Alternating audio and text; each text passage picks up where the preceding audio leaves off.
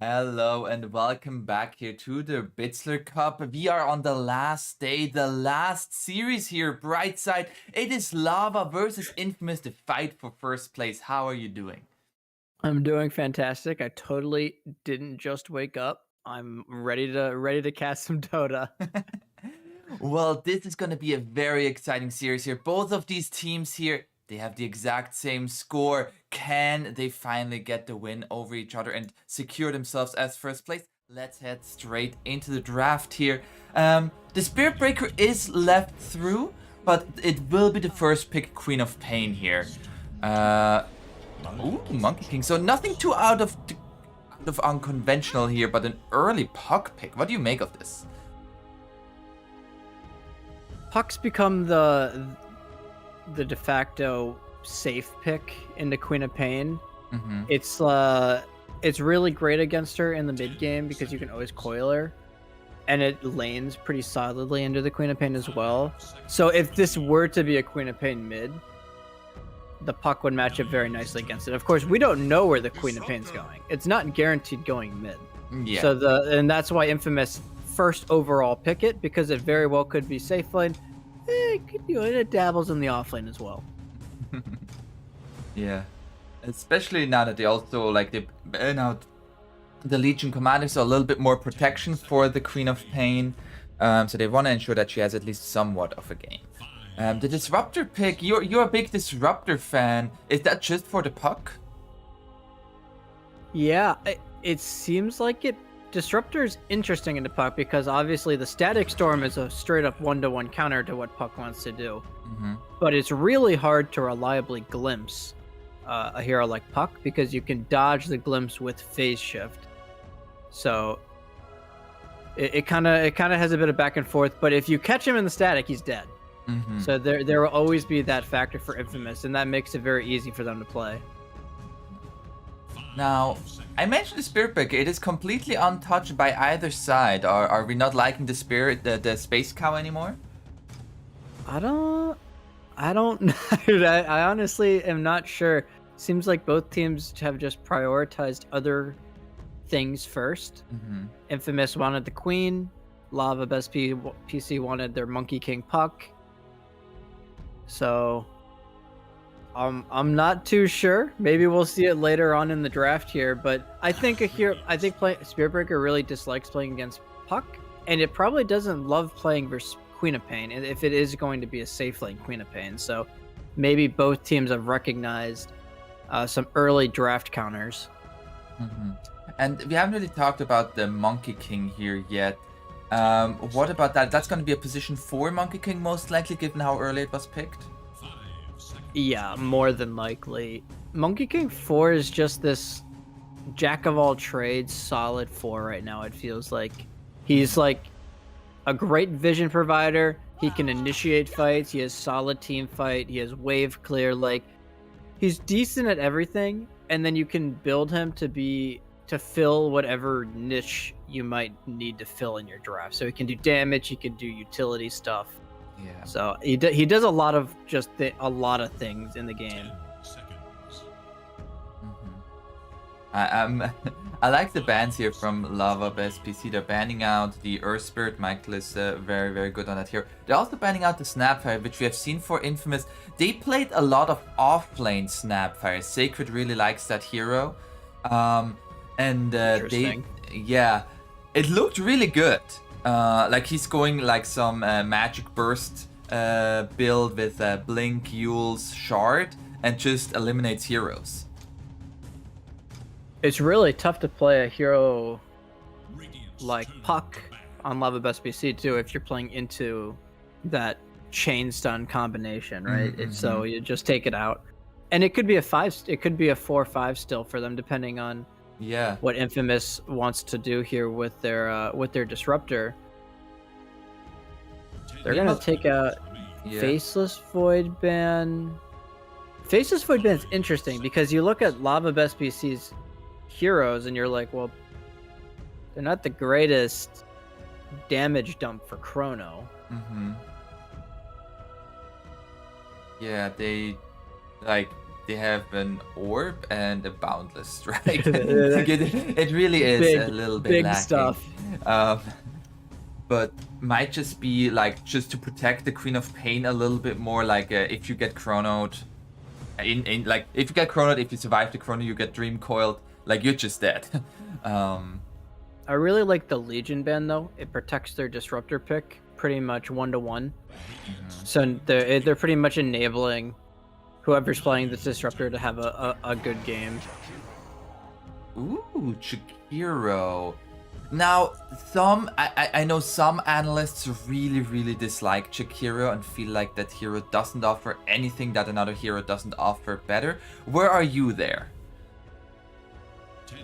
I'm unsure on the hero right now. That's a really, de facto answer right there. But it honestly, the hero just feels like it can be good, but some games it just feels absolutely terrible. And I have to say, playing Jakiro into Queen of Pain is not my favorite. But what Lava Best PC does have going for them right now is this group up team fight potential around the coil, around the Wukongs with the ice path and the macro. Yeah. So it's really hard for Infamous to kind of break into this trio that Lava Best P have set up here. Yeah, Radiant very much looks like what you expect an MMO boss to give you. Like they have these circles, they have some AoE spells, fire on the ground and all of that, and you just have to avoid it while dealing your damage. Meanwhile, Infamous, they're gonna go for the Kunkka pick and now the Mirana. So they opt to go Kunkka Mirana, so that probably, it could still be safe lane Kunkka actually. So we don't, the Kunkka Quap will be flexing between the mid safe lane. And they go Kunkka Mirana into Puck. Yeah. Which is definitely interesting. Puck can, of course, dodge the X combo with phase shift. That is, it seems a bit odd, but it's just like all reliable almost for them. Like if it's very safe, it gets the job done most games, and whatever carry that they pick here on Lava Best P, it's probably going to struggle against static, X, arrow, all of the stuff that Infamous is throwing at them.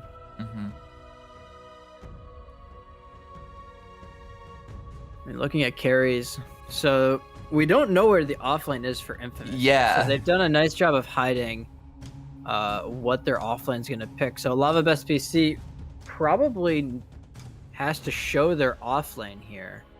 But the question then becomes, well, what do you pick into either Kunkka or Queen of Pain? And you're like, well, I don't know. Nothing practically seems good into those heroes. Yeah, it really feels like right now Infamous forces Lava to reveal something that they did not want to go with. They're gonna go for Timbersaw. It fits another. I feel like that's another hero that what you mentioned earlier of just like the group up with a Timbersaw fits pretty well there. A couple things. So all of Infamous's damage output, if you look at it right now, is all tick-based damage over time for the most part. So the Shadow Strike, the Thunder Strike, even like Mirana Q is pretty chip-oriented. So the Timbersaw thrives versus those kinds of English is hard. Versus those kinds of lineups. It also gives them a Kunkka killer, which is something that I feel like you do need at a certain point in the game, because this hero just gets like 4,000 HP.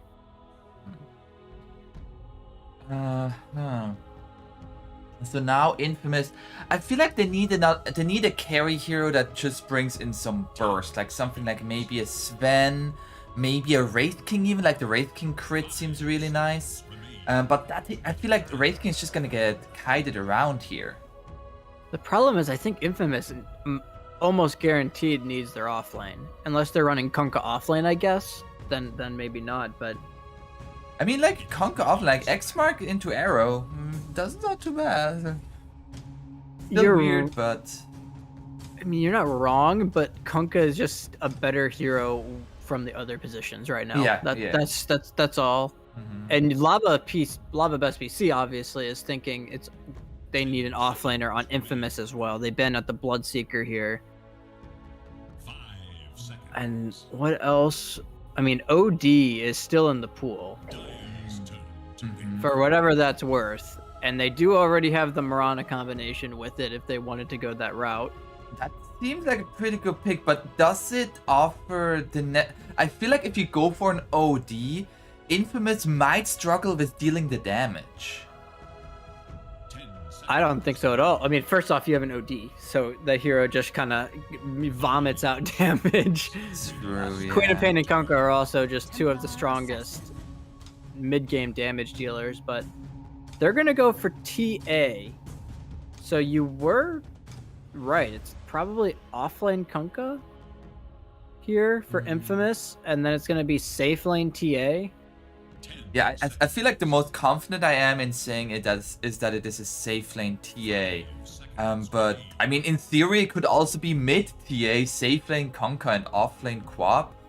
I think you probably don't want to lane the Kunkka into the Timbersaw if you can Yeah. avoid it if on Infamous. It's gonna be a Medusa now for love. Oh, wow. Hmm. Okay. How do you feel about this Medusa pick? Well, it certainly fits what Lava needed. It feels like they needed a big de facto 1v9 big damage dealer. I'm gonna carry this game hero, and they got it in the Medusa. Pretty good matchup versus the TA, and in terms of carry 1-to-1 matchups. It is going to be off-lane Queen of Pain, by the way, so we were wrong. Mid Kunkka into the puck, and safe lane TA. So it definitely seems like Infamous are on a timer this game, right? You look at Medusa's ability to carry this game, and they don't have a lot of great answers for it 5 seconds. on the side of Infamous. But luckily, they do have the TA, Queen of Pain, Kunkka, all great heroes at pushing the tempo in the mid game. So we'll have to see if they can do it. Yeah, I feel like this draft here very much. Like you often talk to me about the draft. There is like there are two different kinds of strategies that most teams are going for. It's either like one hero that is like the de facto carry, as in Lava Best PC, the Medusa, while Infamous they have these semi carries. These Queen of Pain, Kunkka, and TA all together functioning as this one core, while Lava Best PC they have the one core in the Medusa. And it very much puts Infamous on a timer here. I'm just gonna say, last time Infamous played the Lumiere TA, it was a like 57-minute gain against the PL. Their Ancient was at 30% HP and they won. This TA hero is kind of ridiculous too, still. So, it's not like they don't have late game tools. It's just when you measure them into a Medusa, you start to raise some questions. For me, I'm kind of just looking at the 4v4s of both teams right now, because right now, from what I've seen of Lava Best PC, they're gonna send 4 heroes at every engagement while Katara farms. So, Infamous's lineup into coil macro timber damage, it does seem a bit tough, doesn't it? Yeah. Yeah. I feel like Infamous needs really good lanes. Like I feel like they need their lanes to go very well in order to like snowball off of that. If I feel like Disruptor and Mirana are both heroes, if they're even just slightly ahead, they feel very, very nice. But if you're even or behind, it can be tough to play. It's interesting you say the Disruptor. I was just thinking, I was like, man, there's a lot of pressure on Disruptor this game, I think. Yeah. Yeah. He needs to get an early 6, and he is in charge of pretty much all their catch. Yeah. Yeah, I mean they do have the X with the arrow, but in terms of long distance reach, it's all on Affliction. So I don't know. We'll have to see. It looks like we're paused. Yeah, having a Assuming- little pause here. Assuming we're not loading in, we're kind of just sitting here. Having a grand old time. How's it going? How's it going? Still a little bit tired? You got your coffee? We got coffee. You know, we got we got hazelnut coffee. Oh, It's okay. from a company not in San Francisco Bay, coffee from the K Cups. So living the good life. Nice. The Opted for the hazelnut over the there's a couple odd names for them. There's the Fog Chaser, which Okay. is like the that's like the gut punch in the morning if you need it. It's Okay. it's like the Rock'em Sock'em Roba. Just when you Uh-huh. wake up, you take one in the chin. There's let's see what else is there. There was the Hello, friend. I- Hello, friend. there's the breakfast blend, which I think we're out of. That one's really good. So we went hazelnut. Okay. Gotta get the hazelnut. Yeah. I'm just having my water currently. Stay hydrated, folks. Everybody stay hydrated. Always stay hydrated.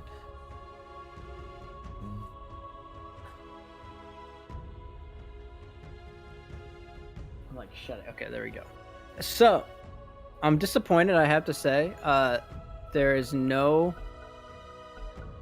Actually, no, never mind. I was kind of questioning Alone's Kunkka set there, but he does have the inverse bayonet, so I'll cut him some slack. That's my.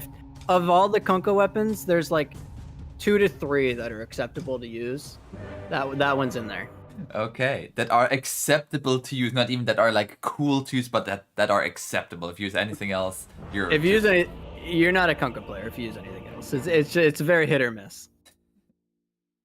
How do you feel about this TA set? I'm not a fan of making the TA set looking that much gold. I prefer her being purple instead of the gold stuff. I think it's got a nice mix on that one. Like the back piece is all purple. I accidentally just clicked on the building. Now we're showcasing on the building. Oh, nice. Good you're not the camera here. It's got a nice mix. It's got a very Roman vibe to it, doesn't it? Yeah, it does. But I don't know.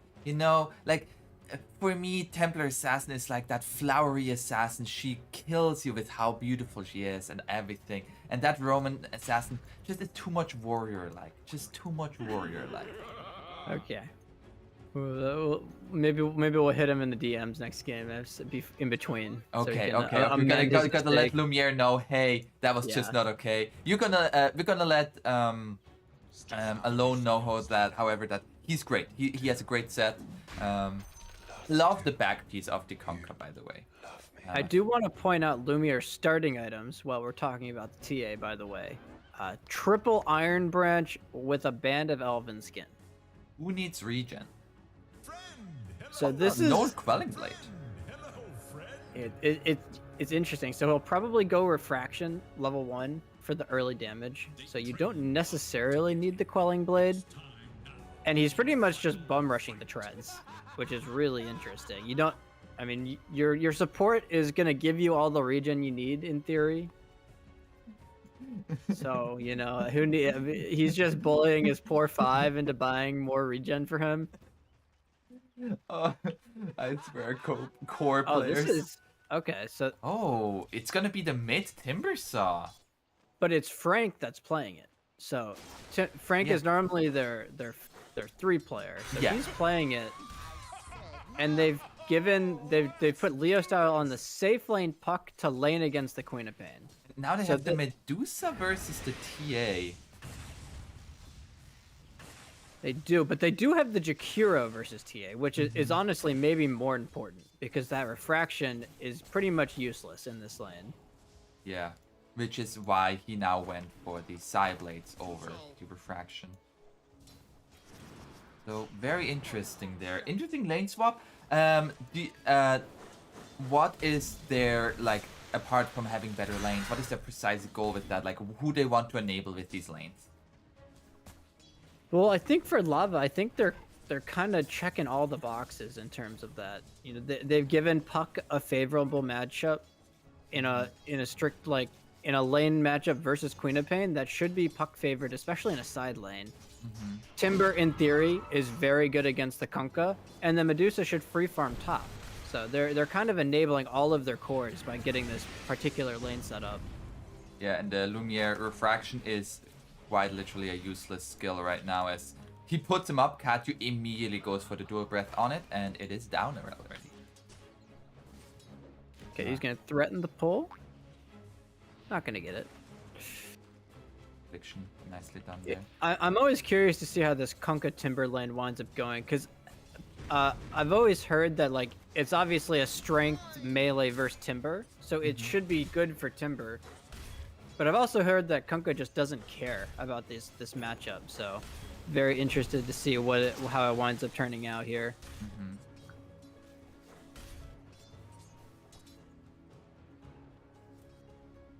And already Lumiere, the first salve being used back from Affliction there, most likely. Very. They are out of regen in this top lane, so there's just boots on the courier for Lumiere. There's a salve coming out for Disruptor, so no tangos though. You've got to definitely favor this lane setup right now for Lava, just in terms of how they're gonna win the game. It feels like if this Timber's gonna get a super early level 6, level 7, he's gonna get an early hood, and then he's just gonna start beating on Infamous's towers. And the question that's gonna really come up is gonna be, how do they kill the Timbersaw early? And it really, like, I feel like usually Kunkka from the mid lane versus an off lane Timbersaw, you can make rotations before Timbersaw has too high levels, and Kunkka maybe this is level 6, might find a kill onto that Timbersaw. But now that both are gonna be high level, you're not gonna be finding that kill onto the Timbersaw easily. As up top here, Affliction gonna be ran at, trying for a pull, but not gonna be successful. Meanwhile, Jakiro, he still has 2 salves, 2 tangos, and 2 mangoes to go. Yeah, he is leaning against. It's honestly a pretty low harassed lane. It's just the Disruptor, so the TA has trouble, being aggressive at any point into this lane. And honestly, that's just a lot of. Maybe they saw this TA pick coming in the draft. I'm not sure, but the Jakiro looks like 10 times better now that you're playing into a hero like the Templar Assassin. For sure, yeah. See here, Lumiere is gonna be forced under tower here and already just forced away. This just looked like a really good start here for Lava best PC. Maybe some rotations can make something happen, but Monkey King, he can always just follow the Mirana very easily. And I really love what Kim's been doing actually. Oh, there's top lane. That must have been a Mystic Snake there. Mystic Snake with the dual breath slow, so it's a lot of damage and a lot of slow. And I just wanted to highlight, Kim's kind of just been giving a solo lane to Leo style here. So despite it being a safe lane puck, he's almost level 5 already. So it's they're almost playing it like they have 2 mids, it feels like. Yeah, it comes at the cost of Kim not being very high leveled, but yeah, I mean, Mirana is not very high leveled either. They're gonna try to go onto Katyu. With the rotation from the Mirana, they're gonna find this kill. Throws a liquid fire with his dying breath. It's that's the very good of like, no, F you TA, F you right there. It's a good rotation. It doesn't really impact Medusa's game too much. Kind of sucks for the Jakiro that he dies. Yeah. I mean, Michael's just kind of both of the supports have kind of recognized that they can't really be bottom. I guess Michael's gonna come down now, but it's so hard to kill this puck. Yeah. Now Kim is gonna jump onto Sacred here. He's gonna take a lot of damage in return. But Leocel is gonna be there to bail him out. They're very close to Coil, so that's gonna be the real defining moment here. If they can find a kill on the Quap off of the Coil, that would be huge. Monkey But King hold TP that. top. Kunkka's also walking up here. Yeah, he's gonna see him there. Oh, did he see him? Kataro's no mana. Oh, that's gonna be the X mark into the Tidebringer, and of course the boat here gonna bring in the Medusa. That would be a huge kill. The Torrent They have the damage. They're even gonna give it to Alone. Okay, I thought he was gonna give it to Lumiere, but good rotation there from the Conker. That's a great rotation. And that punishes the one thing Timber can't really do, which is counter gank. And this hero is very much a stationary, stay in your lane kind of hero. Great rotation there from Alone. But Frank, he's kind of double waving this. He's got an illusion rune. So the pressure is gonna come mid. Never mind, I say that Michael just arrows the cart. So great play from him. Yeah. Always gotta take care of that siege creep. It's honestly, it's so undervalued, I feel like, in a lot of games, the ability to just remove siege creeps from the mid wave. Meanwhile, down bottom, they are also taking a lot of damage there. Hold on, mid? Mid. Alone is dead. Go onto Alone here with the help of Kim. Alone is gonna go down. Damn. Frank and Kim making it happen there. Big kill onto the Conker. As you mentioned, Timbersaw versus the Conker. Very nice matchup for him. He tried to kill the wave and then TP, but Kim was just sitting in the trees ready. And now Sacred? Pretty sure he's fine. He has blank. Leo Style's coming though. Dream Call available. But you can already see 1k gold lead here for Lava out of these lanes. The pressure's starting to come mid. Mid tower's almost dead already. And while that's happening, Kataro is like, hey guys, I'm just gonna hit some creeps up here. Come deal with me. Lumiere up. He did rotate towards the mid lane to like get that double stacked creep wave for himself. So that helped his game. But yeah, I'm getting a little bit scared here for Infamous. Like once like the 12-minute mark hits, this Timbersaw and Puck are gonna terrorize the map with the vision help from the Monkey King. They find Alone again. Oh, there's gonna be a boat coming out. Michael gonna be here as well. Dream Call coming out. Sonic Wave over the top. They find the first kill onto the Monkey King. Do they have the damage to bring down Alone? Jesus, Frank!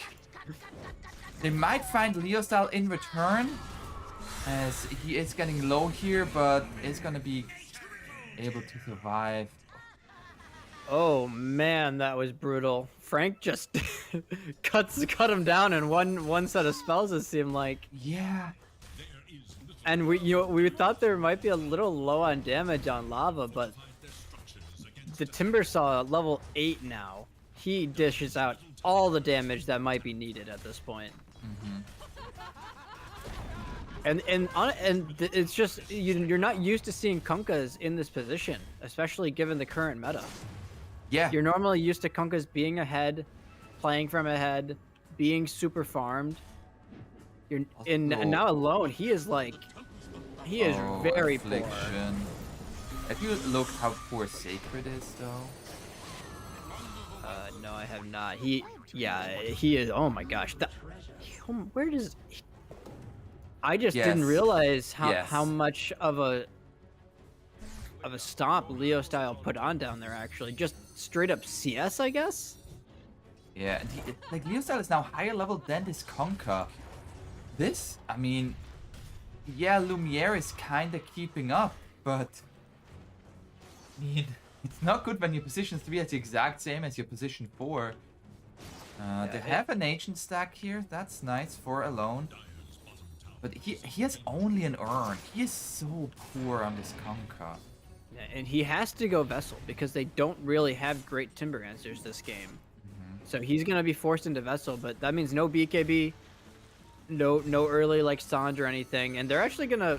Frank might just walk up here. Yeah, he brings a little creep wave for himself so that he always has the charges. They're going to go in here with the Dream Coil onto the Mirana. Michael is going to go down. Yes, Frank. Just look at Frank. He's just standing in front of the TA. He's like, what are you gonna do? I mean, he has always like 24 reaction charges because of the creep wave that is behind him. He doesn't even want to kill it. He just wants them to be there to give him the charges.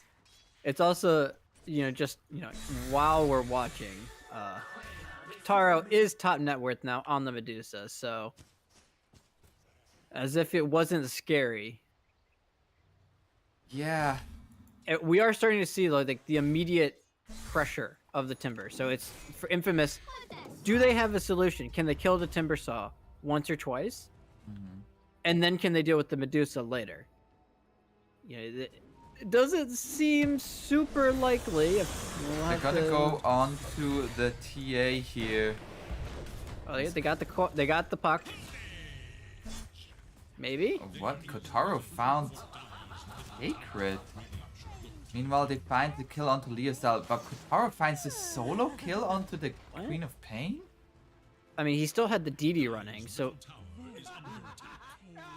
I have no idea. Sacred just gets solo killed. They do find the kill on puck bottom, so they get the static storm onto the puck.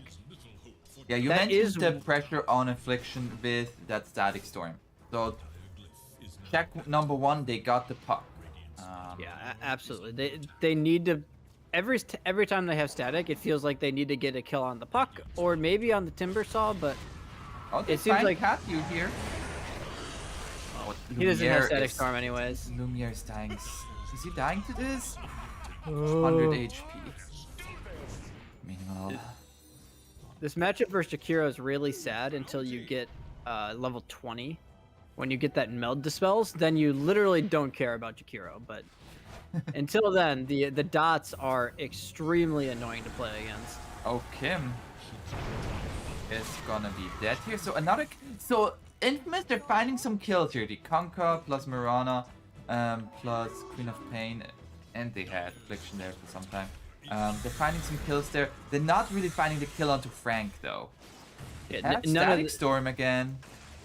None of these are the big kills. Frank is here. Does he have stacks? He has 20 stacks. There's gonna be an There's the X mark the vessel. spot. There's gonna be the vessel into the arrow. The static storm gonna be there. They got him. Do they have the damage? He's getting low. He has his stick. He's still alive. He gets the timber chain away. Glimpse back. They want to kill him and they find it. Everything thrown at him. But now the dream coil onto all 3 cores. Sonic Wave over the top. Lumiere is still alive, but Kotaro is gonna find the kills here. They can find the Queen of Pain. They find the Conquer. They find the TA. They threw literally everything plus their own bodies at this timber saw. That was the literal. Barely killed him. It was literally every single spell they own thrown at the timber. And he almost lives. Oh. He does die though. You know, Silver Lining Apon. They do find the Gunka kill. It does cost them all 3 of their cores, but you know, maybe a small silver lining there. They did kill him. Yeah, but I mean, this timber saw. Imagine if he has a Sanj. Like, I feel like he just doesn't die there, and he's gonna have that Sanj pretty much now. And they found the TA. There's gonna be a Moonlight Shadow. Okay, not gonna find that kill. But Affliction. Oh no, boy. Oh, Moonlight Shadow is nice. Oh, Orb misses. Oh, Leostel doesn't miss with his right click though. Arrow onto the timber saw. I think Frank ate the arrow on purpose there. I think he's fine. But we're really just seeing for Infamous, they have no damage right now. Their damage output is super limited. And Lava SBC, they are fully aware of that. They are pretty much just running it in to the Infamous jungle, daring them to try to kill them. I'm pretty sure Leostel was more daring Mirana to stay alive. Michael did not. Michael failed the dare. Yeah, it is. He went for truth instead. It's like, are you stronger than me? Yes, you are. Now they're hunting Sacred up here. Monkey King in the area. Finds him. They've got eyes on him. Sacred knows he's being coil. spotted. They don't even need the coil.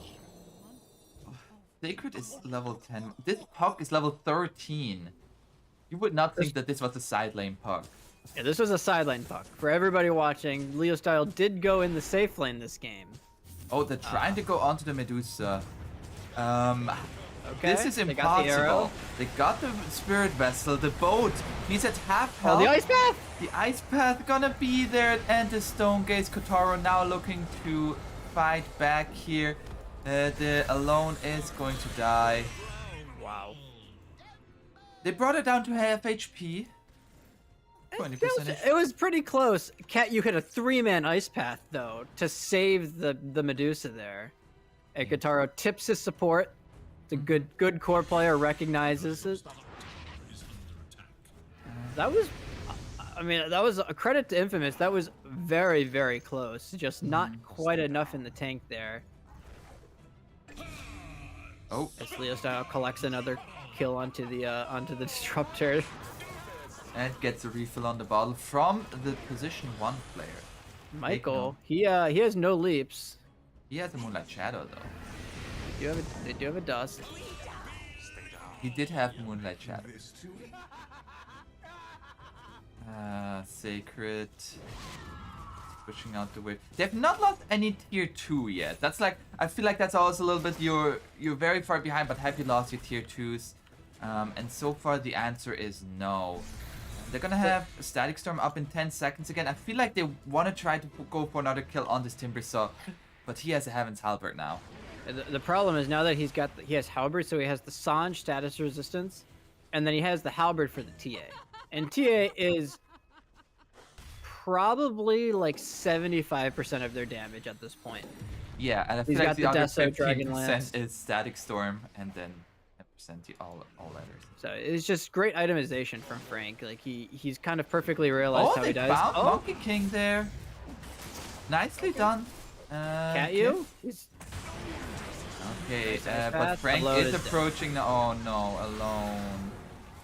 All alone, all by himself. He's pretty fun. He's fast here. The fast boy. He has a TP Wait, in 2 seconds. He ran into the trees. Oh, he can just TP. He can just TP. Nicely done there. Too easy. Alone. Never a worry in the world. Why would he die? This is what Infamous needs to do, though. They need to be, what's the word? They need to be scrappier around the map. They need to be finding these random picks and forcing Lava Best P to respawn. Oh. And then, oh, well, Disruptor. Affliction. That was not random. That was just death. He did try to go for something random there, you could say. But- yeah, I mean, They need to somehow make it so that Lava Best P is chasing them on the map on Infamous. But, you know, it's easier said than done. You know, you've got a Medusa barreling down at you on your tier 2 here. I got an X marks onto Leothel, but as you mentioned, so easy for Puck to dodge that. And the one saving grace is, of course, Lumiere this game. You know, he has 1 death to his name, but he is very farmed still. I'm actually a little surprised, but Did you see what the Sacred went for? What he has? He has a mech. he has a mech. It's Can't a say I've seen that before. It's Alright, gonna so be smoke. They have Static Storm here. If they find the right angle and find a first kill, it's so tough though against this Monkey King vision. The problem is that TA actually doesn't have the mana to fight, and they're gonna lose their 2/2 tower. Do they chase? Affliction might just be okay. No, they're actually not gonna lose anybody. Arrow hits onto the Timber Saw. And the real question mark for Infamous is, you know, who do you target? Are you targeting the Timber? Are you targeting the Medusa? Like, neither of those are really heroes that you want to start fights on. Yeah, but if you don't start on them, they just walk on in and kill everybody. So Exactly. So it's definitely difficult. They did go Blink on Lumiere. He had Ags queued up for a while, but he goes back for the Blink, and that gives them a support killer. Perhaps most importantly. So they actually now have a hero that can blink into the backlines, kill a support. Oh no! Speaking of killing supports, Hey, it's Sacred one practice. support. Sacred's practically a support. You know, let's just be honest here. I mean, like, if we, like, Michael is actually pretty farmed. Like, he's more farmed than the Monkey King. Given the position that they're in, that is pretty impressive. He has a Yule Scepter for himself. And Infamous, you mentioned, like, this TA, like, if she gets on that Monkey King and that Jakiro, like, Alone. He's gonna boat. He's gonna boat here. Hey, just a little bit of run buff. Actually, Wait, X they're- marked the wait, spot. they're gonna on find the Leo puck. style. That's a big kill there. He used the phase shift a little bit preemptively. Kim, can they cut the tree alone? No. Can't find it. But a big kill there onto the puck. And that went Nice. into the pockets of the TA. Another kill for this TA. So again, this is the saving grace. You know, if they can enable Lumiere to dish damage and hit heroes in fights, he will kill everybody. It's just a question on if he's gonna get the space in engagements to do that. As now Roche is going to be taken here by Lava and Aegis into the hands of the Medusa. And this is when the game really starts to get tough. You've got the Scotty on Medusa with the Aegis.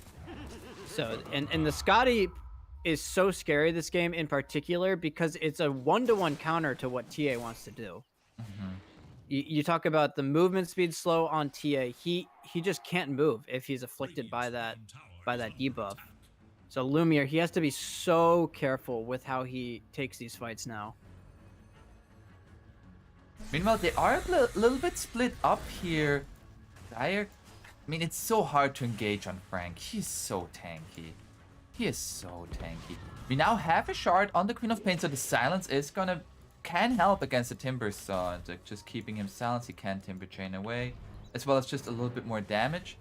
But at the same time, he glimpses back the Medusa to make her not go up high ground for 10 seconds. Anything And they also just have Liquid Fire as well to help siege. So this is a very easy siege. Frank is for going Lava. into the base, just going onto Affliction. They glimpse back and X marks back. A little bit ring him back. He's just gonna tank up the tier 3. Just Timbersaw things. Just Timber Saw things. We now have a Heaven's Halberd on the Conquer. That is gonna help against the Medusa. I feel like they're just forfeiting this one-side effect, but actually the creep waves have been cut. They don't have a creep wave anymore. Oh no. Affliction has also been cut. Cut from life, that is. Literally cut. Oh, look at this, Kim. They've got eyes on Lumiere. Is he gonna get there in time? No. Oh, he didn't see it in time. Close. Meanwhile, Sacred, gets the blink away with the silence. The Dream Call still gonna be there, but the Invis. Monkey King is in the area. There's now the dust, but we have another blink, and I feel like Sacred is out of there. That's gonna be a jump from For now. him. There's gonna be the Boundless Strike. Another blink away. I mean, this is the definition of space, as at the same time, in the mid lane, they're gonna go out to Alone here. Static Storm coming out.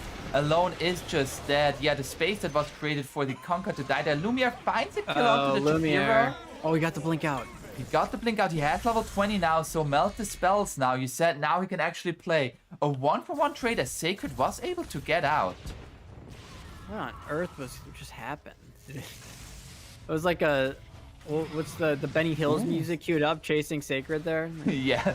They can kill this guy twice. Oh, there's gonna be the arrow hits. I mean, Lumiere is starting to really deal the damage. She has a Daedalus. And Yeah, Frank, he's dead. Oh, that's gonna be a jump in, but you don't have your Timbersaw anymore, but Sacred is... It's all on Lumiere. It is all on this TA. They've put all of their all of their cards into the Lumiere hat this game, pretty much. All of their I forget the saying, but you know. Eggs into a basket. They've put all their eggs into Lumiere's basket this game, exactly. Kataro, I mean, he still has the Aegis. He's gonna walk in here. He sees this movement. Oh, they got Kim. Has been found here once again by Alone. He's so dead. Yes, DED dead. Once again here, I mean, the net worth lead doesn't really grow. Aegis is gonna expire in a minute, and Infamous, they're finding plays. And it just feels a bit sloppy right now from Lava, doesn't it? Like they had this Aegis on Medusa. They get their waves cut, and then there goes Affliction, but. The kill almost just doesn't matter at this point. I actually like the build that Affliction's going for. He's going for the Yules. Oh. So this was like the old build, if you remember, back when Disruptor 4 was being played. You'd you'd rush Yules and you would set up your own static storm with it. So if you ever find the puck with the Yules, you will kill him. Oh, Kim. Wait. Who's found who? Lumiere, they're gonna look to go onto him. There's Doesn't gonna be have a mana stun to coming TP. out. There is gonna be Katyu coming in. Gets the blink away. The ice they pad got does him. connect. Oh, and Lumiere, he is so dead. It's gonna try to fight back here. Nearly finds the kill onto Frank, but I don't know what happened, but he just didn't have mana. If he has mana, he lives there for sure. But Disruptor, you're not living. he just wanted to visit his grave. And that might just be the nail that breaks the camel's back. Or it doesn't. I don't know that saying. I don't know what this is with nails and camels. Nails, the straw. Your sayings are tough. It's the final straw. There's no buyback on Lumiere. Yeah. And they don't have any damage without him. So now they're just gonna walk up the high ground here on Lava SP and see. And what's the answer? Arrow onto Monkey King. Monkey King is dead. I got him. Yeah, he's dead. Okay, they found a Monkey King kill. Okay. And now Leo style. It's actually out of mana here. Gets the orb out. Oh, nice X mark the They spot. got him. Oh no! Is it gonna be enough to kill him? He gets the blink away. The Spirit Vessel to follow up. They get the kill onto the puck. Once again here, Infamous. They're making it happen. And now the boat onto Frank. There's gonna be the Lotus Orb to get rid of the Spirit Vessel alone. Oh no, he's stuck there. Can they find the kill onto a Timber Saw? There's gonna be the Spirit Vessel once again. Frank, he will survive. The Shard Trap. Jakiro. They get another kill. I mean, Infamous is holding here.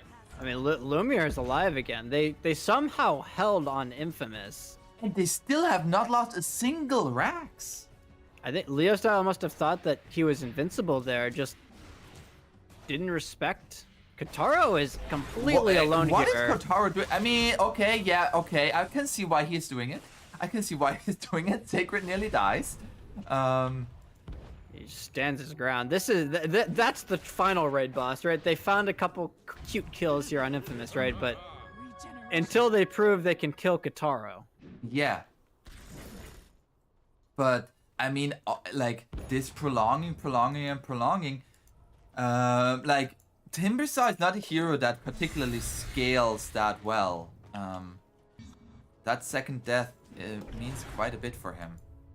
You're right, but Timbers filled his purpose in this game already. So now it's like Kataro's turn at the plate. Yeah. Frank had his. He had a grand slam. He knocked it out of the park. Now Kataro, he's up to bat. So it's pretty much up to him. Yeah, he is the late game. They drafted knowing that Kataro was going to be this late game monster. Is dead. Okay, goodbye Kim. Lumiere is dealing a big ton of damage. They find the arrow onto the Medusa and the Torrent. Meanwhile, Affliction has been found. Has a Yule Scepter. Okay, he's dead. Do they still want to fight this? Lumiere sees the Medusa. It's gonna be spotted. Gets the blink away. You can see. They got it's the gonna coil. be the Dream Coil.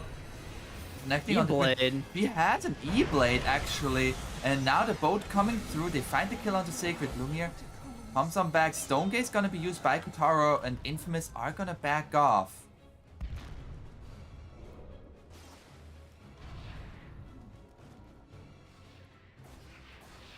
You gotta be careful, man. If you get caught by a silence. Yeah. I mean, that shard from the TA is making life very difficult for that puck. Whew. Game's gotten a bit spicy though, Apon. I gotta say, it was looking like it looked like a slam dunk home. Lava just like bring it home, make it happen. I really looked like Lava was just gonna run away with the game with how the lanes in the early to mid game went. But Infamous, they're fighting back. Lumiere on this TA is just an absolute monster still. He actually got the tome. He wants to get to level 25. I was gonna say, he even takes the tome. Says, screw you, supports. He's gonna go for the bash, right? I mean, like, the refraction instances are nice, but in this game, they really don't matter that much, even with the melt dispel. I mean, the only thing that reliably breaks refraction outside of Jakiro spells is the Timber Saw. So it's just the Chakram. So I think the refraction instances is just better in almost every game. Okay. But, you know, we'll have to see what he decides to take. I could see an argument for Meld Bash this game. It gives them another tool to kite the Medusa as well. Yeah. The Medusa actually goes for a Silver Edge now. Oh. That's Sacred. Just up to shenanigans up top, and he has been caught. I actually really like this, though. Leo Style has a gem now. So Lava Best PC has invested in this. And that's going to just give them trap control. Which is honestly the big thing, is the TA traps giving so much vision and turn potential with the silence. So they can now clear all of these out on the side of lava. Yeah, now Roshan here gonna be attempted by the Radiant. That is gonna be Aegis and Shard. They're actually gonna go for a smoke. I don't know if Infamous has any play to contest this. They almost surely have. Yeah, they just have to get this up. Okay, they give the shard to the Medusa, I would assume, right? Yeah, just yep. So now Cold-Blooded gonna be there. Then didn't give it to Catyu. Love that shard. He's a support. But Jakiro shard is so cool. It's so nice. Know your place, support. Is what Kotaro is saying. I mean, that's what Lumiere said, so, you know, it goes both ways. Yeah. They're hunting Lumiere here. Does he get the... He has a TP. Yeah, he's gonna get out. Okay. So, this is really nice from Lifestyle. He's just gonna walk through bottom, kill all of the traps. And Medusa has the Aegis mid, so it's not like he's dying. Yeah. They're gonna get all of their waves in here. This is just... We now have Aghanim Scepter on the Conquer as well. So Torrent Storm is gonna be available. We're gonna be splashing in some water park. You can definitely see they're really just starved for control. Sacred jumps in there. Okay. Yeah, I got nothing. He's dead. I mean, like, I think he thought he was safe because of his E-Blade. Yeah. But then he just gets stunned by Jakiro. Yeah. That was okay. Yeah, there is no creep wave there right now. But Vector Protection now gonna be disabled. That's gonna be a disarm on the Medusa. And now Radiant, they wanna take the first set of racks here. They get the range, looking for the melee. Sacred is dead for 40 seconds. Lumiere is pushing out top. Okay, they can take a set of racks, looking for a second one. They have another creep wave coming in mid here. Nobody cutting it, so this will now be another free set. It's gonna be the Backdoor Protection right now. Backdoor Protection now disabled, so that's gonna be 2 sets of racks here for the Radiant. They're looking for Affliction. No, don't hurt that Disrupt. He's at the top game. Leave him alone.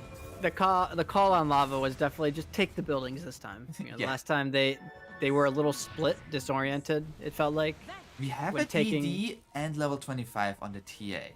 He did go Melt Hit Bash, so you're right. So it does make it scary for the puck in particular. You know, if he gets They're caught... gonna find Sacred here. Sacred has the E-Blade. But Lumiere is going to be there. That's going to be the bash, focusing onto the Timber Saw. And that's going to be a little bit of a split up fight. Kotaro not really able to hit onto any heroes. The water park is going to be going here. And the entrance fee might be this Timber Saw's life. But they already found the Queen of Pain. Affliction gonna get gone on now. Affliction has a Yule Scepter for himself, but he is just going to die once he is down. And Lumiere, he just never really had a chance to get into the fight. They're gonna lose Conquer as well. And this is just where the Dusa pick just looks so immensely powerful. You know, the TA just can't walk near him. As long as Lava Best PC stays near Kotaro, Lumiere can just never really enter these team fights at this point. You can see he's trying to poke. He's playing the outskirts of these fights, but he just has no way in. Yeah. And now the last tier 2 tower is gonna be falling here. Lava, they wanna end this game. They wanna get Megas and secure themselves this game 1 victory. There's gonna be the buyback from the Conquer. Now Conquer nor Queen of Pain will have buyback for this upcoming fight. Lumiere desperately is trying to split push, but the creep wave, 3 creeps are coming in. And that means, oh, actually there's also a creep wave mid and top. Never mind, backdoor protection. Sacred jumps in once again, but X mark this time. As meanwhile, Lumiere found Leo style there. We still have Aegis for 1 minute. Yeah, and that is just going to be a Rax. That's going to be a glyph. Lumiere, you gotta engage at some point. That's gonna be a trap. They see him on this ward. Oh, the Dream Coil is gonna catch out Lumiere, and he is dead. He has a buyback. The stay down coming out from Katu. He has buyback, but not sure how much it's gonna matter. There it is. There's the buyback. One last hurrah here from Infamous. Can they hold? That's gonna be the Static Storm onto 2 cores. Sonic Wave over the top. Lumiere trying to focus onto the Medusa here, but it just tickles her. It just tickles onto Kotaro. They find Sacred. They're gonna actually be a little bit disjointed here. Kotaro is gonna lose his first life, but that is just going to be first life here. There's gonna be a disarm onto the TA. They're gonna focus onto the Rax. Mega's gonna be there for Lava. As Lumiere jumps in, gets the one shot onto the Jakiro and dies afterwards. You got him. Big FU to the Jakiro, who has been the bane of his existence this entire game. But Lava, they take game number 1. A little bit shaky at times, but in the end, they brought it home. This Dusa was just a little bit too big near the end there for Infamous to deal with.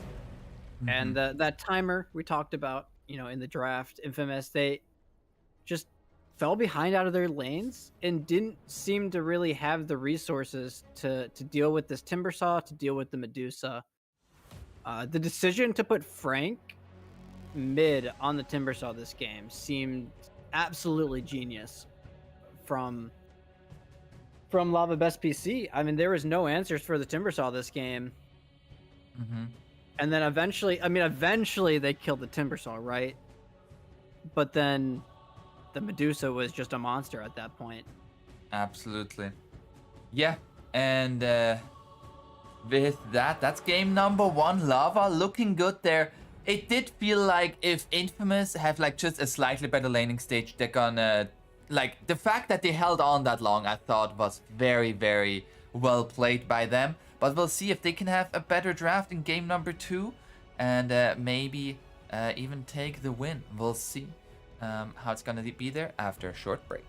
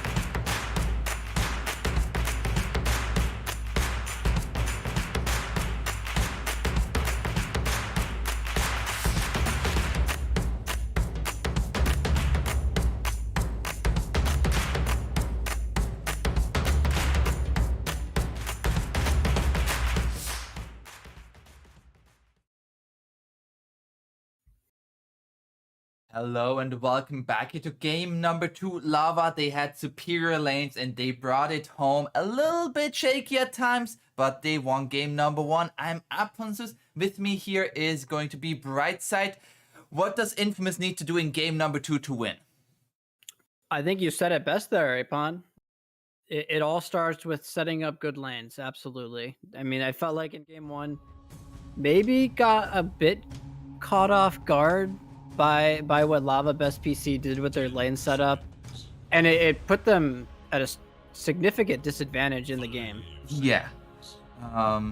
Yeah, very much. I mean, Sacred and Alone did not really have a game to play. As now Infamous, they ban actually out the Chikiro, which I find very fascinating. While Infamous goes for the first pick, Bane, but there's already now a Monkey King and Queen of Pain for Lava. Not an easy Bane game. That's true. I do like this change up already though from Infamous. Lava Best PC, they open with the exact same thing from last game, so nothing has changed for them. But Infamous, they go for the first pick Bane here, and this hero almost alone fixes their problems from last game. They seem to lack reliable lockdown, pick-off potential, setup. Having a hero like Bane can fix all of those problems. They're going to pick another follow-up stun in the Leshrac with it, which I absolutely love. So already their draft looking to get off to a better start here. Yeah, also what I felt like what we very much talked about in the previous game, there was like exactly one damage source, and that was Lumiere. Like already a Leshrac, he's just gonna deal damage. He is gonna deal damage there. Now, Yeah, and what's also nice is, you know, they actually have a tempo setter. You know, you said the damage from the Leshrac, which is obviously super important, but perhaps more importantly is the ability to pressure towers. yes. Infamous didn't really have that last game. It's you know, of course harder when you're behind out of the lanes, but Leshrac, he can take a tier 1 through just by himself. You don't even need creeps. So Leshrac certainly changes the complexity there. It also just like, I feel like even if the Leshrac lane is countered, he can still do that. While the Conker, if he had that bad lane that we saw, he was not really able to make much happen. Now you do have to protect the Leshrac a little bit here, as we see the Beastmaster band, so that he doesn't just get roared and killed. Meanwhile, Lava Best PC, they have the Monkey King and the Queen of Pain. This time they have the Queen of Pain on their own side. Could be mid, could be off lane, could be safe lane. All three are possibilities there. And now the bans here, we're dipping into some reserve time. What is the hero to look out for? Like, what is Lava Best PC? What do they need in their second support? So I'm right now, the hero that I'm looking at for Lava Best P is something like Shadow Demon. So Shadow Demon offers a couple different things here. It gives them save from the grip, and it gives them a way to isolate the Leshrac and kill him. Which, you know, heroes like Leshrac, like Death Prophet, these heroes that thrive on living through fights, they hate playing versus the Shadow Demon Purge. Stuff that isolates them and makes them easy to focus. Infamous, they're gonna ban out the Broodmother though. I can't say I blame them. I think the hero though I love them to keep in mind is this Medusa. I feel like every time Lava Best PC gets their hands on Kataro Medusa, it feels like they win the game. And it's just by the nature of how they play. But it does seem like that's the Medusa fits the style that Lava Best PC always wants to play. So they're actually gonna take out pretty much all push heroes. Like they're taking out Beastmaster, Broodmother, and the Lycan there, so they don't want Lava to have any sort of like pushing offlaner there. those heroes, that's interesting. So those heroes normally are the counters to Bane. The one weakness of the hero is that you have 0 ways of dealing with summons. You have 0 wave clear. You are a creep to them. So. Oh, and the Nyx Assassin. Nyx Assassin was banned in the previous game in the first phase, so he's gonna make it all the way to the second phase, and very good against Leshrac. Very, very good against Leshrac. Yeah, it's a similar vein of thought to the Shadow Demon we talked about, where the Leshrac procs on the Spike Carapace, you stun him again. It's really hard for Lesh to play fights if you have any sort of follow-up damage. So I love this. It does pose some questions on the lanes. So how are they laning this on Lava? Is it gonna be 5 Nyx, 4 Monkey King? Is it core Monkey King, 4 Nyx, and they're picking a support still? I'd probably lean towards 5 Nyx, I guess, but it definitely is a bit weird. Infamous, they're gonna go for the Lion here. I mean, right now, Infamous, they just have like very solid stuns. Which they were kind of lacking in the previous game. Like they had like X Mark into Arrow, into Torrent, like all of that like kind of finicky stuff. While now it's just point and click stun, point and click stun, and point and click stun.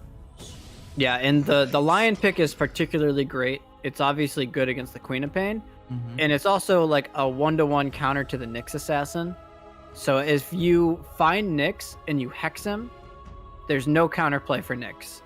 So you can there's always the chance that he gets Spike Carapace off from other stuns, but it's hex is instant, so there's no time to react to with the Spike Carapace or anything, which is really nice. And now the Night Stalker is going to be there to provide the vision for any fight that Infamous wants to take. I love this Night Stalker pick.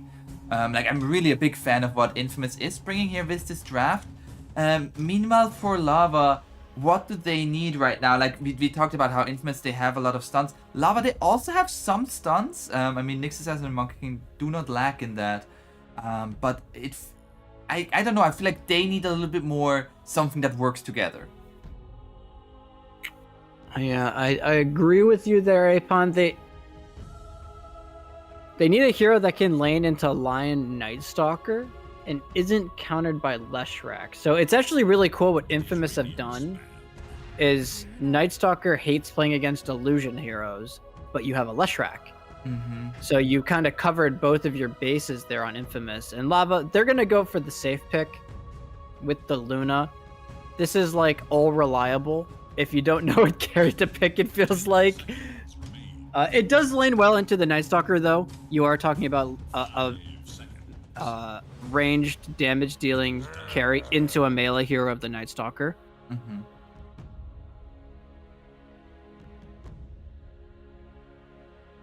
You also have a stun on top of it. So I'm assuming this is pretty safely to say it's 5 Nyx. So you're going to have Luna plus a melee 5, which always feels pretty nice if you're Lava Best PC. I feel like already just thinking about how that lane works out for Luna plus Nyx Assassin versus Lion Night Stalker seems a little bit of like a very much how do the players play it. It's not just winning one lane, but it's very much it's gonna come down to who can make that like the right positioning can just lead to a quick kill in the first 5 minutes for the Luna with the Nyx Assassin, but then from minutes 6 to 10, Night Stalker and Lion becomes so strong, Bird becomes scary for the Luna and Nyx Assassin. Yeah, you're absolutely. And I like the emphasis you put there on the Night Stalker there, because he does seem like the linchpin for a lot of what they want to do right now. So he's a lot of their, I don't want to say catch, but he's a lot of their in-your-face run-at-you kind of tempo, where he's going to be the one pressuring the Luna.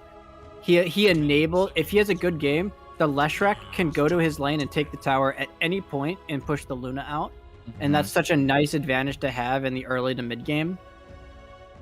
And I just like, if Infamous gets out of the lanes well, I just feel like a Night Stalker Lion Bane gang squad with a Leshrac who has Boots of Travels sounds very, very scary. That's very true.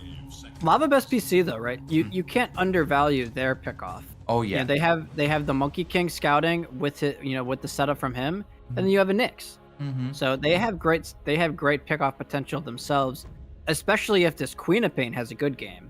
So it goes both ways here. Yeah. I was just like, as I said, I was thinking about like, damn, actually Lava, they have excellent ways of breaking smokes and just scouting where Infamous is going. Yeah, you're absolutely right. So the bans here from Infamous, they're protecting their Night Stalker. So Bloodseeker Centaur bans they're gonna make it so it's difficult for Lava Best PC to counterplay the Dark Ascension of the Night Stalker. And almost certainly looking for their carry here into Luna. Lava Best P, what did they take out? They take out Void, TB. So something like PL is on the table. What else is out there?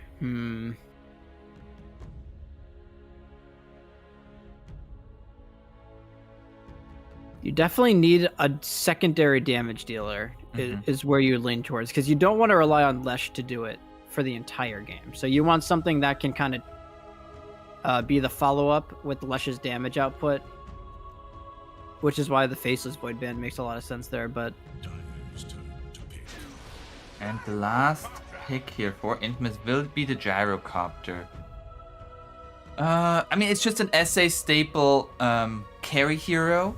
And I mean, it's not an easy Gyrocopter game, it feels like. Like, you flag cannon and then you just get hit by a Nyx Assassin Stun. Queen of Pain can blow you up if you don't have BKB. But it might just be like a good tempo carry, right? it can be. It's a carry that can join fights early, but it's also a carry that when you get to a certain threshold, Lava Best P doesn't have the ability to kill you this game. Their damage output seems a bit limited right now on the side of the Dire. They're going to try to amend that here a little bit with an Underlord pick. I mean, would you have predicted that Underlord pick? Not necessarily, but I don't hate it. So Night Stalker as a hero is all about vision control, and he's about controlling an area of the fight, right? But Underlord also does that. He sets up shop around his pit, around his firestorm, and it makes it hard for Infamous to run into the Underlord's area. And it's a really interesting idea, because now it's kind of tough for Infamous to run into towers, isn't it? Yeah. Suddenly the Leshrac can just take your towers becomes a lot more scary if there's a pit. Suddenly there's the follow-up from the Queen of Pain, Nyx Assassin Stun, Monkey King from the trees. And all of Infamous's ability to take engagements is off of their ability to run into fights. But it is exceedingly difficult to run into an Underlord, especially if he gets off to a decent start here on Frank. I think this hero is really cool. And you look, another thing I think you have to look at when you have Underlord is what follow-up stuns do you have. So you have the pit, and then you have two AoE stuns that will enable them heroes to just stay in the pit. You have the Nyx Assassin stuns and the Monkey King stuns, and then even like the slows and the mini stuns of the Luna and the Quap, they enable the Underlord pit, and it's going to make it really hard for Infamous to kind of run into these engagements.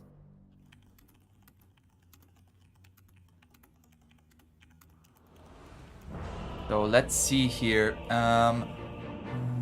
With that Underlord pick, who would you favor? Would you still I felt like before that Underlord pick, we were very much we liked what Infamous was bringing, which we still do. But would you still favor them? I honestly think I favor Lava Best PC. It's rare to see a good Underlord game, and there are certainly questions about the lanes still that we'll have to see if they can address. But I think if this Underlord gets to the mid game with decent farm, it's going to be hard for Infamous.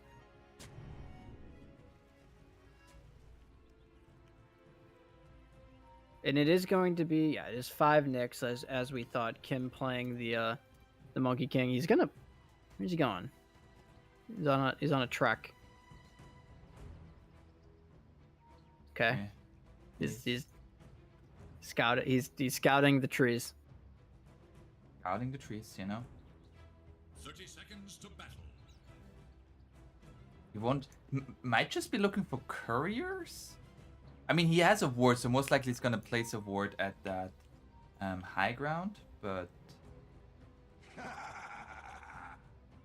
probably, I actually have no idea what he's doing. Maybe he wants to go kill some couriers. He's not getting pinned, so they didn't notice him. Maybe. Oh, is he gonna go into the base?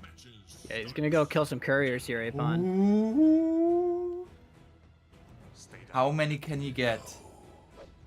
That's Leshrak's courier. That is Night Stalker is gonna. He only got one. He got Leshrak's courier though. I like the priority from him. He gets the Leshraks, so the early. I guess he won't have his bottle gold in 50 seconds anyways, but older days that would have been a lot bigger. So this mid matchup, Queen of Pain versus Leshrak. I think this is Queen of Pain favored. I always thought it was, but I honestly have no idea. It feels like Queen doesn't lose any matchup, so. Yeah, I mean the hero is it's just so good right now. Meanwhile, up top here, they're gonna go onto Kotaro at heavy amount of damage onto that Luna there. This is the lane I think is got to look out for. But at the same time, I mean, bottom, Gyrocopter. I wonder what he's gonna go for, if he's gonna go for Rocket Barrage. That's what I was thinking about too, Apon, is like, they can kill the Underlord when they get like level 2 or 3 here on Lumiere. Because they do have that single target ability to kill him with the Gyrocopter. But that's only if he opts to go for the Rocket Barrage levels. They're gonna jump here. Just okay, a little harass there from Kim. Gonna try to cut the trees. But yeah, like you said, this top lane, it seems like Lion Night Stalker, if they get the disables, heroes will die. So it's really just all on the positioning here of Lava Best PC. Another thing actually about the Underlord pick, I mean, once he has points in Atrophy Aura, Gyro feels really sad. Like at the beginning, he really struggles with his attack damage. Absolutely. Yeah, I completely agree with that. You're looking at 71 damage on Frank to 56 on Lumiere. So. And now it's gonna get reduced. Oh no. He's a 5%. He's losing what, 2 damage? Yeah. Hey, 2 damage is 2 damage. Oh, another courier gonna go down here. Courier lives matter, everybody. Michael finds Snatch there onto Luna's courier. I believe there was some regen on that. Katyu gonna look to take down this ward. Be able to do that. Michael's just being a nuisance over here, though. He's not letting he has a stacked small camp here, but he's not gonna let Katyu actually pull it. And this is great because Sacred actually has a damage. Oh, yeah, he nearly got the pull off. He's so close. Okay, I was like, what? And yeah, look at this. While they're 1v1ing Kotaro and Sacred absolutely has the advantage there. He has the damage advantage, HP advantage. No, they're absolutely abusing this right now on the side of Infamous. Yeah. And I mean, this is like, once minute 5 hits, this Night Stalker is going to become really scary. I feel like once nighttime, Kotaro has to leave the lane. Oh, misses the stun there onto Katyu. With that, oh, nice spike there. With that stun, they might have found the kill on the next assassin. Oh, okay. Wait, they're gonna find the kill though onto Michael, maybe. Oh, Michael gonna be stunned up. He has a stick. That's gonna be the stun onto the Luna. They get first blood first. Sacred. Wow. Oh. That was so close. Sacred gets the first blood though. Talk about a great hero to get first blood on. Meanwhile, Kotaro gets the solo experience. Like I feel like both sides are getting a little bit, but yeah, definitely that first blood goal going the way of the Night Stalker. That is true. You know, the one advantage Luna does have is if you get a level advantage and a slight farm advantage, you can actually kind of stand your ground. Down bottom, they're gonna go onto the Underlord with the 2 levels in Rocket Barrage. They find the kill onto Frank. And that's the Bane gyro lane. It's so easy to execute. Nightmare into missile into level 2 rocket barrage. And I absolutely love almost every SA carry I see does this, where they go for 2 levels of rocket barrage early, and then you go back into flat cannon after. But it just feels so nice to have that early kill threat. And now, for Kim getting a little bit low. He might even get the solo kill. Dodge the brain sap. Wow. Nice. Ymir might chase him. Nope, they get the jump off. He doesn't dodge a brain sap, he's dead. Meanwhile, up top here, nighttime has hit. Katyu needs to be so careful. He still has Spike Carapace. I do want to point out, we talked about the mid lane matchup. It is definitely leaning towards Leo style. 27-5 to 17-2, so... What gave it away? 10 more last hit? about a 10 CS advantage there. It's about what you probably expect with current Queen of Pain, though. It doesn't come as too much a surprise. Oh, Katyu is gonna get his healing self off here, trying to dodge a little bit with the road jump. Mid lane, hold on, alone. In the mid lane, alone, the stun coming out from Kim. But Sacred, he's already in the area. He's just gonna run at Leo style. Leo style gets the blink away. What is Sacred doing here?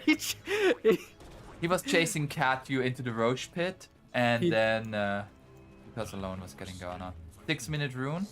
Gonna be bottom. Oh, Leo style gonna get his bottle refilled. Feels great for him. And Sacred just ran down there. I guess he's not losing too much. He actually has a full wave under his tower, so not too much lost from the Night Stalker, but everything gained by Kotaro. You look at him, he is very, very, very happy on this Luna. Yeah. Now with 3 bottom. points in Moonglaves. Oh, bottom. That is a dead Underlord.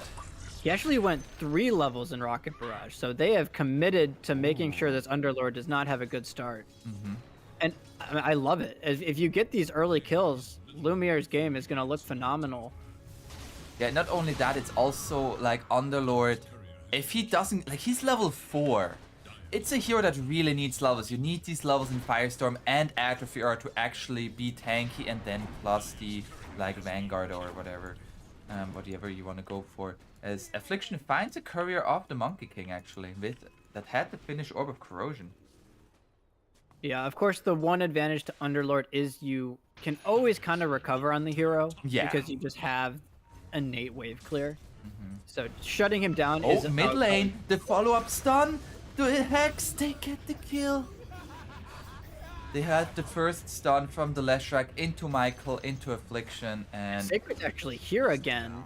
I was like, oh, maybe which hero is here from from walking in? But that's just a dead tower. Yeah, you're right. That's a mid-tier 1 at 7 minutes down for Infamous. That is an insane rotation there. And that's, we didn't highlight it too much, but it is a hard quap game. You know, there's just a lot of stuns. We talked about the stuns. It's very easy, just Lion stuns plus Leshrac plus Bane to take down the Queen of Pain. Yeah. And it's also, I mean, the rune? Okay, they will get it for Leo style.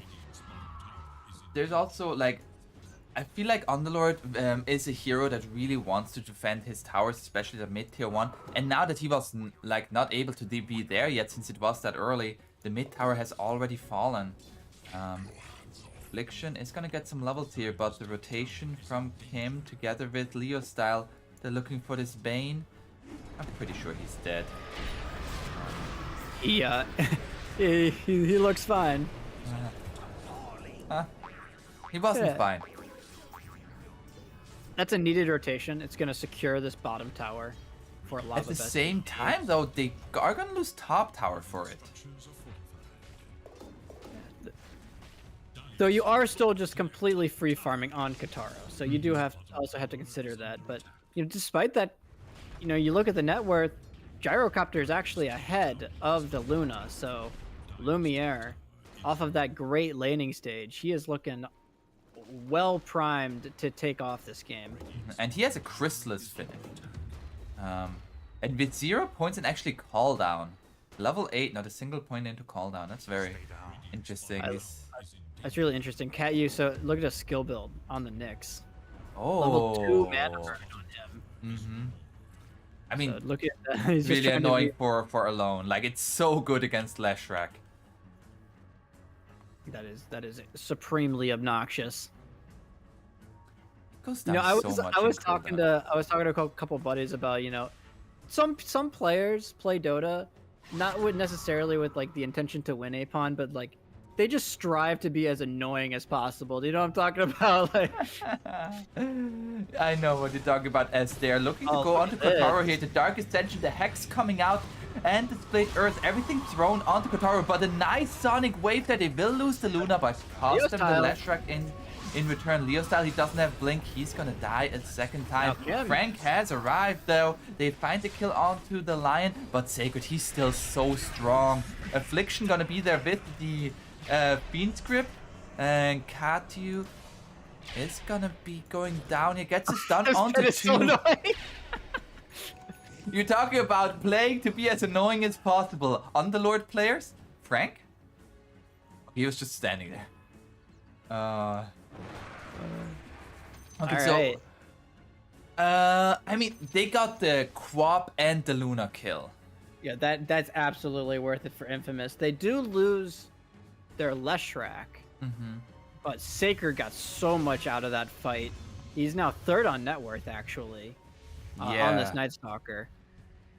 He's even going to stack up the Ancients for his good pal Lumiere. Lumiere says thank you very much. Affliction doesn't have, he doesn't have Fiend Script. They do have Finger.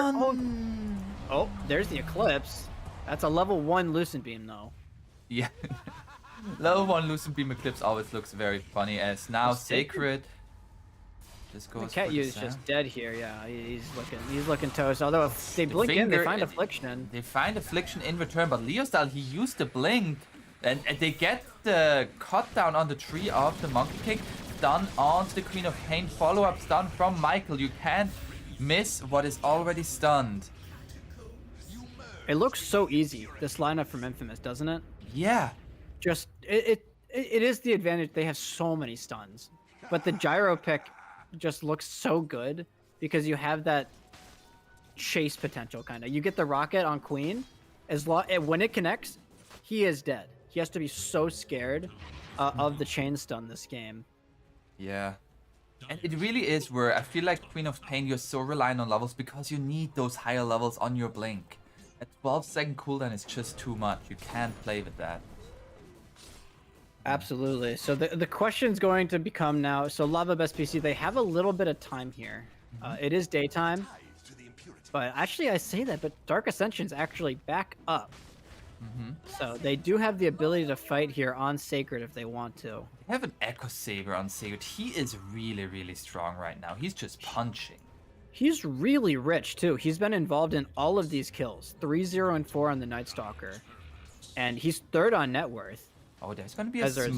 smoke now from Lava. They're gonna go onto Sacred. He is pretty tanky, however. There's gonna be the silence coming out. Sacred, the Sonic Wave, everything thrown at this Night Stalker. They get the kill.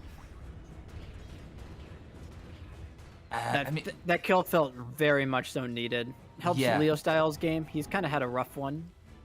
So that gets him a little bit of gold back into it, but But at the same time, now it allows Radiance to go for a smoke of their own. They're gonna find the Nyx assassin. Not really the kill that they wanted.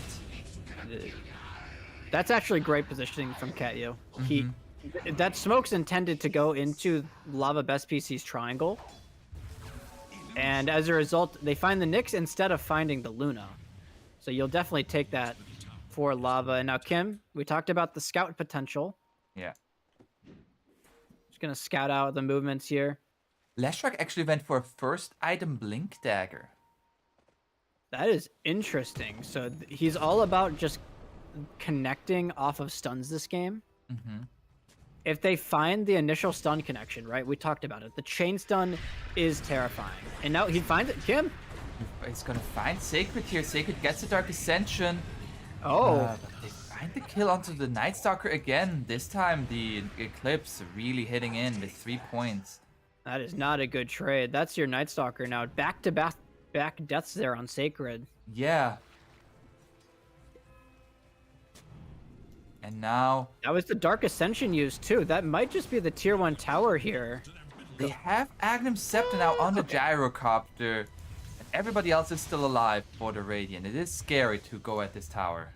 This is a lot of time that's gonna be bought though for Lava. They used the Dark Ascension on Night Stalker. He dies. No big kills were found off of it. So that's gonna be a solid 2 minutes of farm time for Kataro, I would imagine. It is farm time of Kotaro. At the same time, Lumia, he is also farming. He is number 1 in net worth, and he's looking for that BKB next. And now... Oh, the courier? Nope. Not die. Kim. Done. Coming out here. The pit onto the Lion here. Michael is going to get a Hex out, but he will die. That's going to be the Nightmare grip. into the grip onto the Queen of Pain. It is a hard game. That's going to be a Dark Rift out. I don't think you're going to make it out of there. Frank. Atu was like, are you going to take me with you? But that taxi just completely broke down. And now they're going to go into Roche. Can they... I think they wanted to find the Monkey King, but... Okay. Lumiere, is he gonna cut the right tree? No. Okay. Kim is being a big nuisance right now. They're like trying to find him, but... They could have cut down this tree. They do find the Nightmare onto the Nyx. He found the Monkey King here with the Quelling Blade at the same time. Katyu getting gone on. And Kim tried to go for the TP. Not gonna be able to. Now they can walk into the Roche pit here. Finding that kill onto Frank was so huge. He's all of their stall. They pretty much... Lava Best PC needs the Underlord to be alive in order for them to actually take these engagements. Affliction gets blinked on. And he has a Nightmare. That's gonna be an Atos onto Michael. That's gonna be the pit coming out. But Aegis already gonna be picked up by Lumia. I feel like Lava was not really aware that they were in the pit. That was a bit weird, wasn't it? Like why would you place the pit there instead of just onto Roche? But yeah, I mean now Aegis into the hands of the Gyrocopter. Meanwhile, Kotaro has a DD and the BKB finished. Okay, so they are gonna get this mid. Oh, They are spoke gonna too look soon. to fight this. That's gonna be the jump in from alone. BKB activate. They're gonna immediately hurt onto low. No, the save is not gonna be good enough. The Eclipse gonna be there. Leshrac is dead. Now with the BKB running out, Kotaro getting away, and the Aegis snapped as well. This is so big for Lava. What a fight. That was such a heads-up move there by the Luna. They know the enemy has Aegis, but they know they're right now just stronger with that BKB. It's honestly just recognition. Michael gets a Blink Dagger. Oh, what a on stun! the script, the stun gonna be interrupted. They still find the Hex. They still find the kill. Oh. Frank now, he's looking mighty juicy. Uh-oh, Frank, he's getting so low. That's gonna be a stun. Oh, he's getting out. Lumia didn't have the damage, and they will lose Affliction for this Katyu. He's gonna die for in return, so they get the kill onto the Luna there. Without the BKB, you're not nearly as strong. Yeah, that first fight from Lava looked so clean. They recognized immediately that Lesh doesn't have Aegis. So they just dump all their resources into killing alone. And while that happened, the Gyro just got stalled up by the Underlord. He gets pitted with the Ados, pitted again. Yeah. But you know, they maybe overstayed their welcome a little bit there on Lava, as they do lose the Luna eventually. And that's such a big death on the Luna, because like not only is she dead, but she's the high performer, while the high performer of Infamous was still alive and still farming. He was in that fight though. So Lumiere, it's not like he was, you know, AFK racing or anything. Oh, in the mid lane, that's gonna be the pit. That's gonna be a stun from both sides there. Follow-up stun onto Michael. Michael is going to die. They're gonna deny this mid tower. Lava finally able to take that mid tier 1, but it will be denied, so not as much gold for them. We are starting to see the problem that this Underlord does pose, though. Where if they get that initial stun chain with the pit, with the Eidos, a hero's gonna die. And Infamous doesn't have a lot of tools to play around that area control that the Pit of Malice is providing right now. Yeah. He is going for Crimson Guard. Like, once the Crimson Guard comes out, the damage, especially from the Gyrocopter, is gonna be significantly less. Yeah, I think they're kind of starting to recognize here on Lava that the only real problem is going to be this Gyrocopter. Lumiere is a monster right now. Level 17, top of the net worth. It's going to be a smoke from the Radiant. Oh, that's going to be a finished BKB here. BKB onto the Queen of Flame, but she's going to be... A Night Stalker is going to be caught here. The Fiend Script interrupted. They will not find the kill. Night Stalker already down.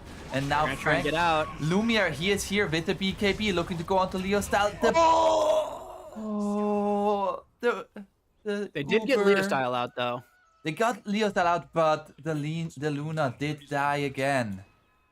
You can see the second that Lumiere turns up to that fight, Kataro just turned tails and ran.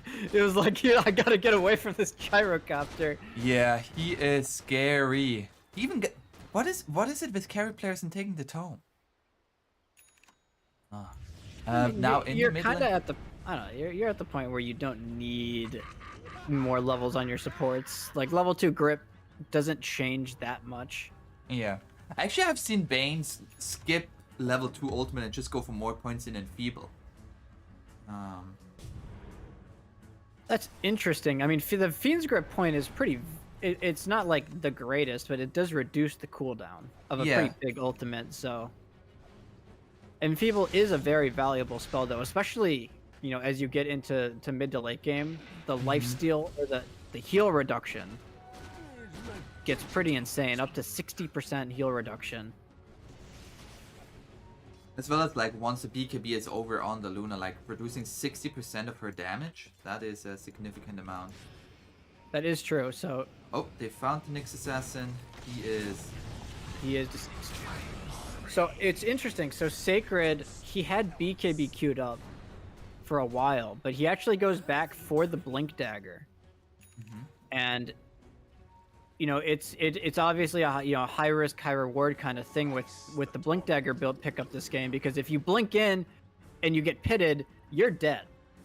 But if, of course, the blink, if you can find the initial pick-off on to, say, one of the supports of Lava, it looks really good. So it is a bit, it is a very high-risk pickup here from Sacred.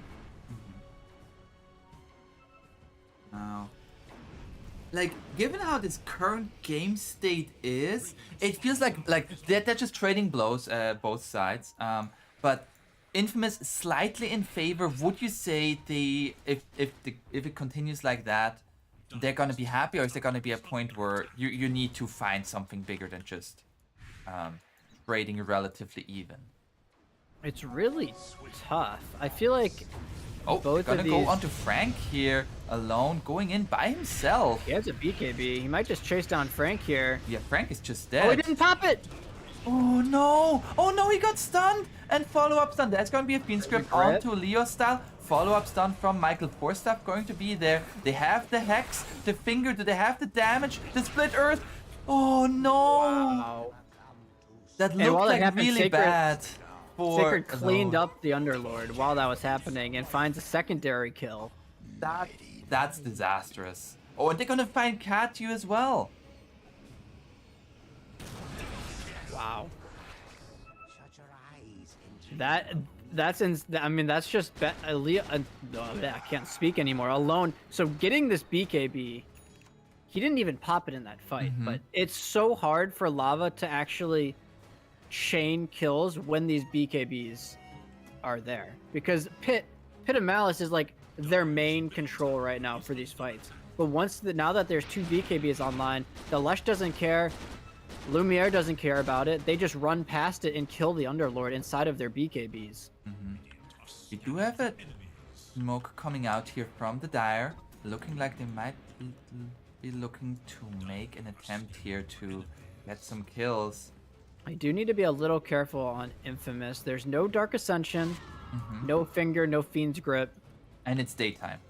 and it's daytime. Michael, oh, he actually has his shards, so that's gonna make him a little bit tankier. It's actually He's I mean, Okay. it's another one that is pretty obnoxious to play against. it's cute, like we said. It's Yeah. it is very nice though against the Firestorm pit, right? You don't get pitted. You are of course still in the pit, but you're not getting rooted. Yeah.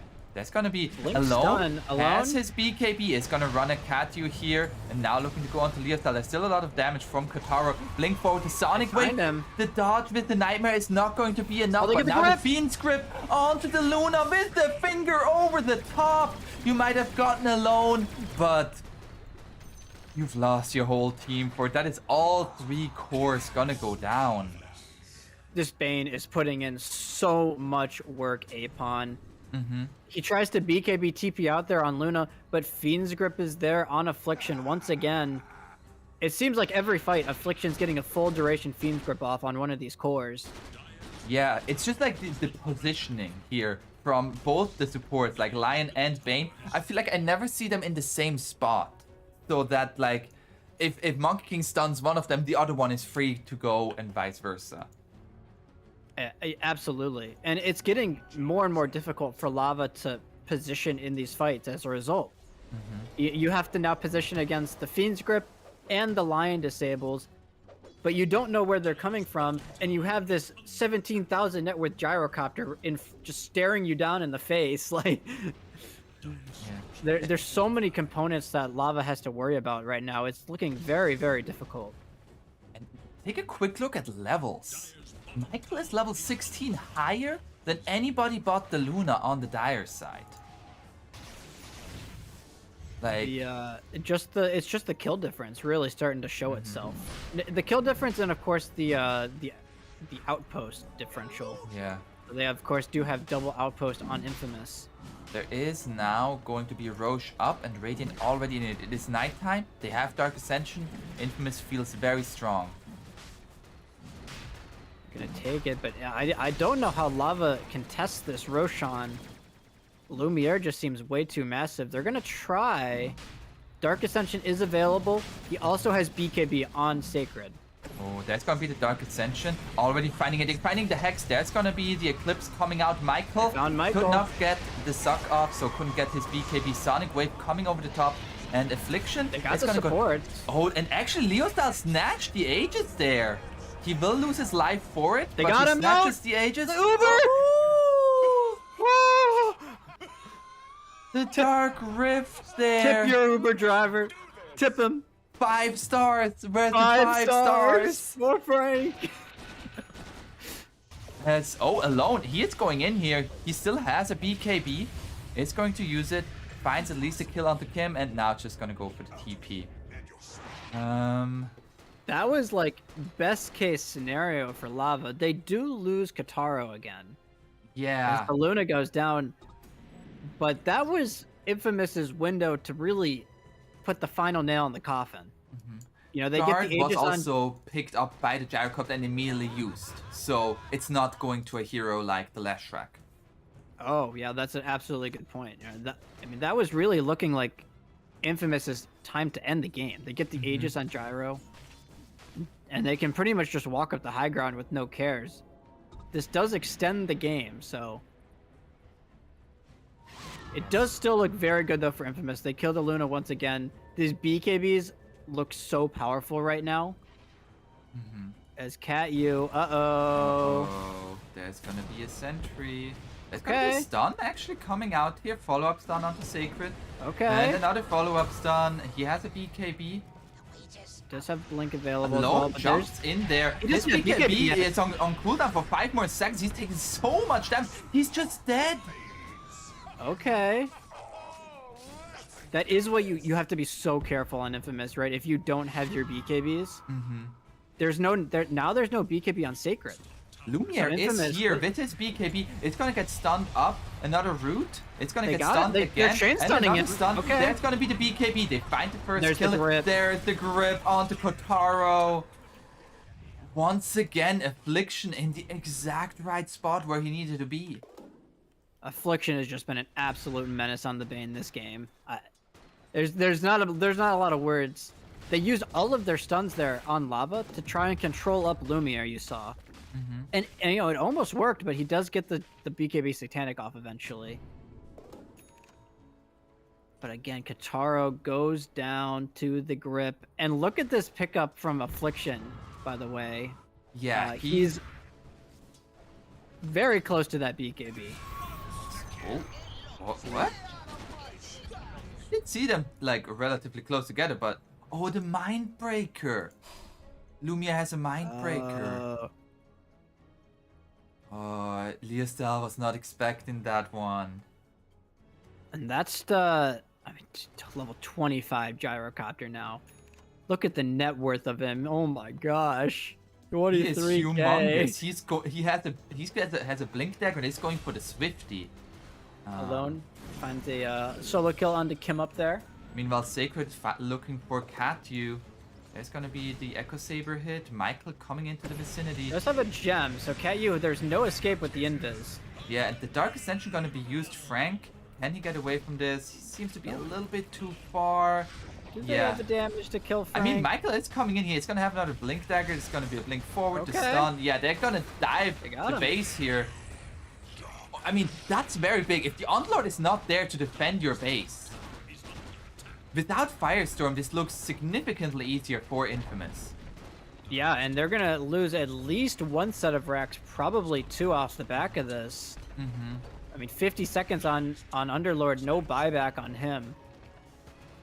Maybe it's just one. It is a, I don't know. Lumiere just blinks They're in here. gonna jump Oh, the forward stun here. onto The Luna! stun onto the Luna. The Fiend's Grip is going to be there. Is there gonna be an interrupt? No.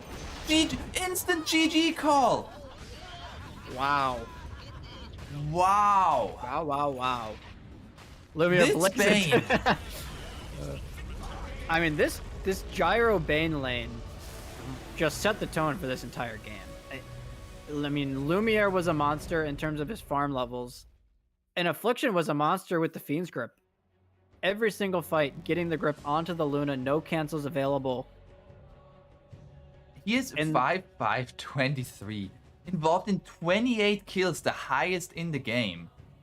And it wasn't just Affliction, you know. Yeah. A lot of credit, of course, goes out, I think, to Alone and Sacred. I think they kind of were playing a bit like psychos, is how I like to describe it. Where Yeah. they're just like running in, throwing their bodies in, and Lava Best PC, they have no choice but to respond by using stuff on those heroes. And that, of course, frees up Affliction to get off a free Fiend's Grip every single fight. This Night Stalker pick looked phenomenal. You know, when it's all said and done, the vision control, the silence potential. Leo Style had no game. You know, I think they very properly addressed the Queen of Pain this time around. Also, the Monkey King. The Monkey King felt like a pretty big problem in the first game. And yeah, this means that this best of two ends in 1-1, which means that both of these teams are at the exact same score, which means exactly one thing. It means tiebreakers. Tiebreakers between Infamous versus Lava will be coming up here. We're gonna have a little bit of a break here, a little bit. We're gonna be switched out here, Brightside. We're gonna have we're gonna be thrown out, and other people will be coming in here for the tiebreaker between Infamous versus Lava. So don't go anywhere. Stream might go down for a few minutes, but best of one between Infamous versus Lava will be coming up in a few minutes. I hope you have a great rest of your day. See you there.